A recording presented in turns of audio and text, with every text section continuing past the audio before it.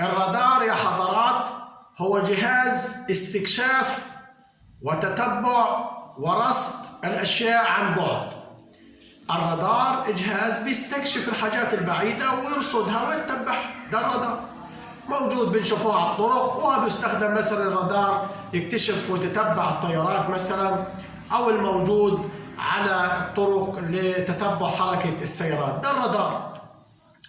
لكن الرادار اللي هو جنبك في البيت من الجيران، كل واحد فينا حواليه مجموعة من الجيران.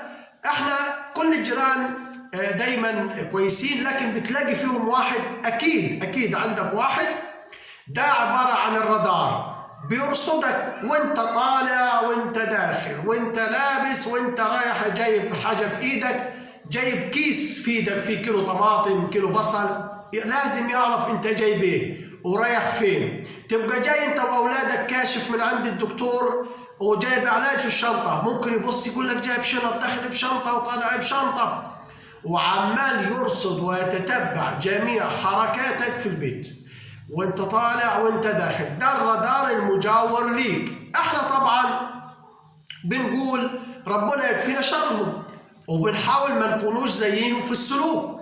ما انا ماليش جاري، ده بالنسبه لي حاجه مقدسه جدا. لكن معنى انك تلاقي واحد قاعد راستك وتتاكد تماما ان ده موجود. اذا كنت فلاح في قريه باصص على جاموساتك وانت داخل، باصص على جاموساتك وانت طالع.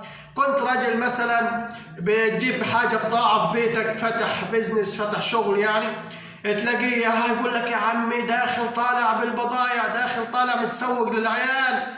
ده الجار اللي ربنا يكفينا ويكفيك شره. ده حاجه يعني سيئه للغايه، انك تتربص وتترصص وتقعد تتحسس اخبار جيرانك واشتروا ايه وباعوا ايه وكلوا ايه ولبسوا ايه.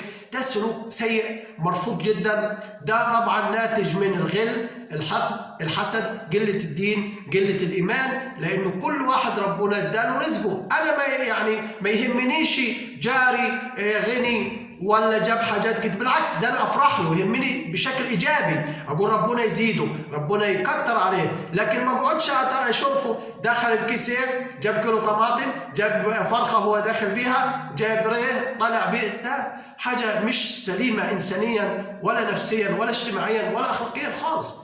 الرادار اللي جنبك في البيت ربنا يكفيك شره.